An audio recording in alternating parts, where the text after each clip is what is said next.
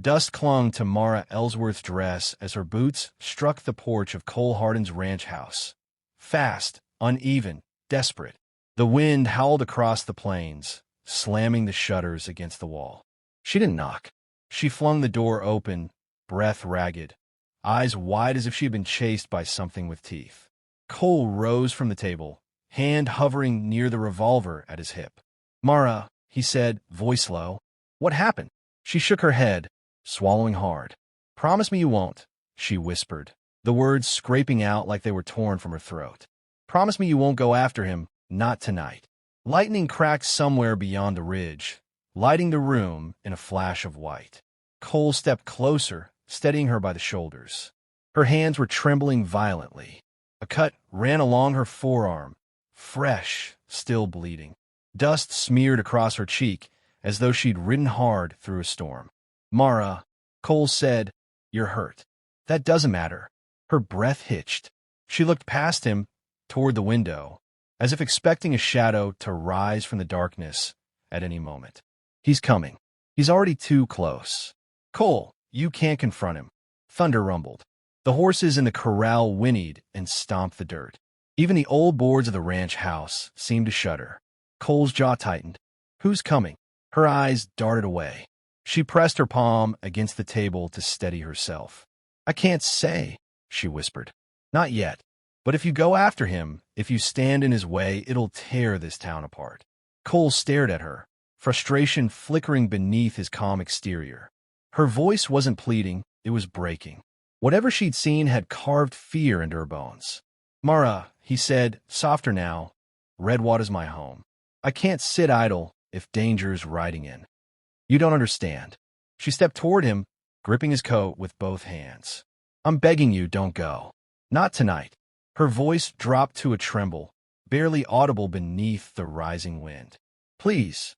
Outside, something creaked, metal against metal. Cole's eyes flicked to the window. A lone horse stood near the fence, saddle empty, reins dragging on the dirt like a snake. Mara closed her eyes, shaking. "He's closer than you think." Cole exhaled slowly, the decision already forming, heavy as iron. "Mara, I won't turn away from trouble. Not when the town's at stake." The breath left her like she'd been struck. She let go of his coat and stepped back, shadows sliding across her face as another lightning flash lit the sky. For a moment she looked carved from stone, the fear gone, replaced by something tired, something resigned. "Then you started it," she whispered, voice hollow. "You've started what can't be undone."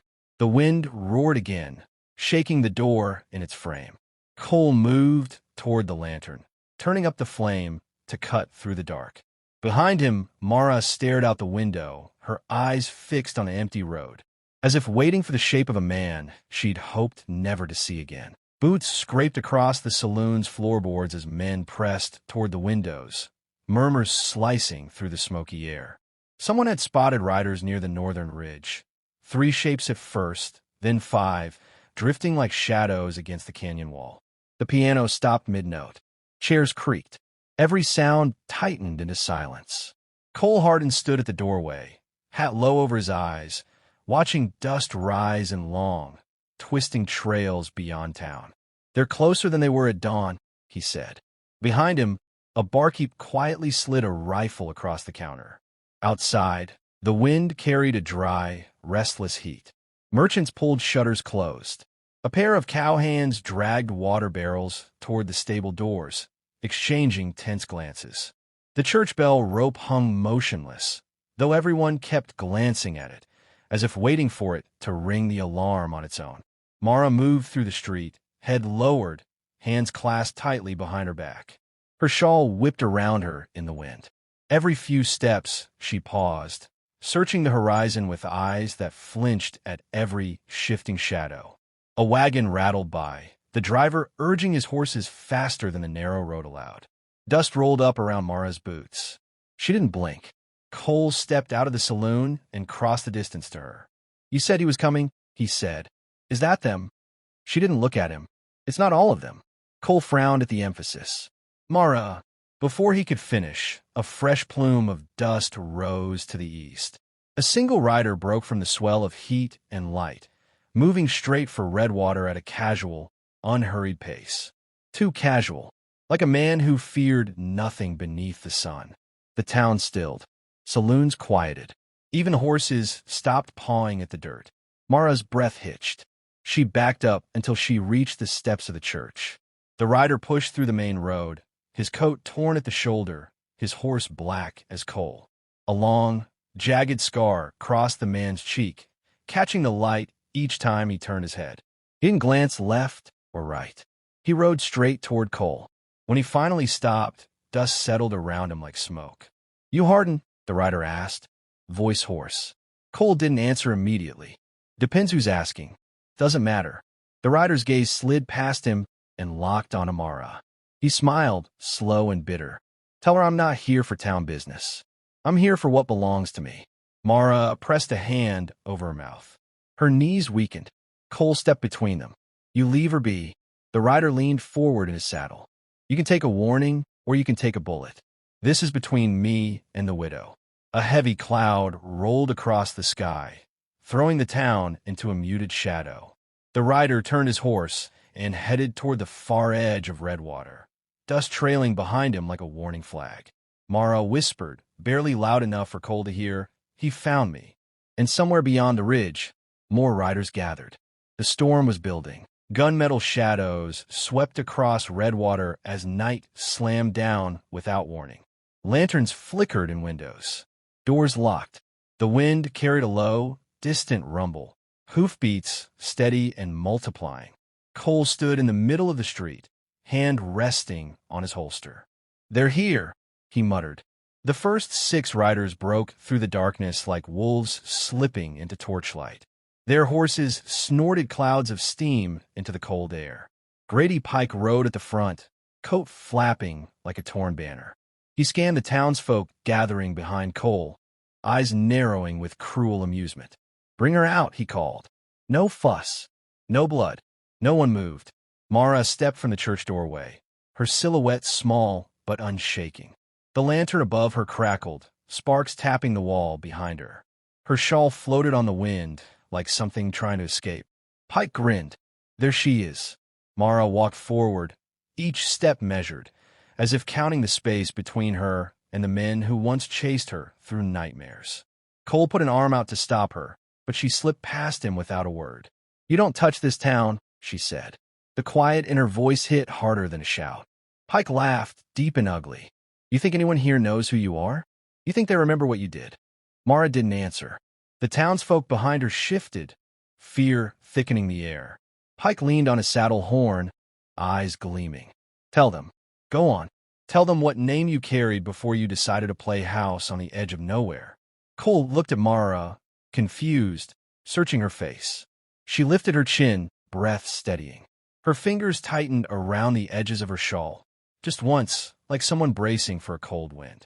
"Blackbird," Pike said for her, savoring the word. That was the name, the one they whispered in the territories, the one that hunted us from ridge to ridge. A ripple went through the crowd, shock, disbelief, dread. Mara didn't flinch. "They sent her after worse men than you'll ever be," Pike continued.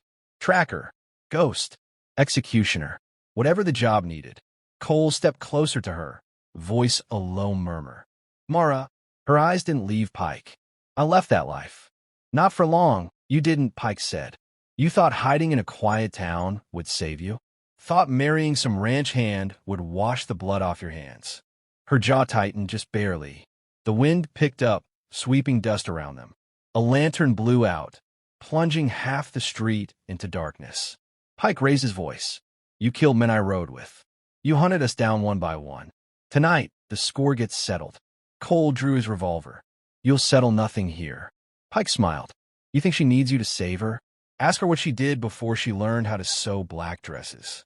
Mara stepped forward, placing herself between Cole and the gang. "This ends with me," she said quietly. "Not the town." Lightning flashed behind the clouds, lighting her face for a split second. Calm, focused, unafraid. The storm was about to break. Sand slammed across the rooftops as the first gust of the storm tore through Redwater. Lanterns shuddered. Horses reared. The gang tightened their reins while dust spiraled in violent circles around them. Mara stepped into the center of the street, the wind grabbing her shawl and ripping it away. It tumbled into the darkness like a discarded shadow. Underneath, two slim knives glinted at her waist, steel muted by years, but ready. Pike's smirk flickered. There she is. Mara didn't answer. She moved. The first bandit never saw her coming. One heartbeat, he was perched on his horse. The next, he was crashing to the dust, a blade buried cleanly in his shoulder. His cry was ripped away by the wind. Cole yelled her name, but the storm swallowed his voice. Another rider charged her. Mara pivoted, dust curling around her feet, and swept her knife across his arm. He toppled. His gun fired wild into the dark. Redwater erupted. Gunshots cracked through the storm. Men shouted, half blinded by the swirling grit. Mara slipped between them like a ghost traced by lightning flashes. Every movement sharp, precise, without waste. Cole fired from behind a water trough, dropping a bandit who aimed at her back. The shot echoed off the church bell. Mara didn't turn, didn't slow. She moved through the chaos as if she'd always known where each bullet would land. Pike dismounted, boots crunching on broken debris. He pushed through his fallen men, eyes fixed on her with bitter, hungry triumph. "Come on, Blackbird," he growled. "Let's finish what we started." Mara stopped, the knives lowered at her sides. Her breath steadied despite the storm tearing at her hair and dress. "You killed my husband," she said. No tremor, no hesitation. "You dragged him into it to get to me." Pike laughed, dry and sharp. Man begged for mercy. "I told him your name. Told him he married a ghost. Thought he ought to know." Mara's hand tightened around the knife handle. "Then this ends now." Pike lunged. Steel clashed in a blur, her blade against his long hunting knife. Sparks snapped in the wind. Pike swung wide. Mara ducked and kicked his knee. He stumbled, cursing. She slashed upward, carving a red line along his forearm. His knife fell into the dust. He lunged barehanded, tackling her. They hit the ground hard, rolling through the grit. Pike's hands closed around her throat. Cole surged forward, but two stray bullets from a wounded bandit pinned him down behind a trough. Mara's fingers scrabbled in the dust, then closed around her fallen blade. One thrust. Pike froze, breath breaking in his chest. The knife rested just beneath his ribs, not killing but stopping him cold. Mara pushed him off, rising slowly as he gasped on hands and knees. "I don't kill unarmed men," she said, voice low.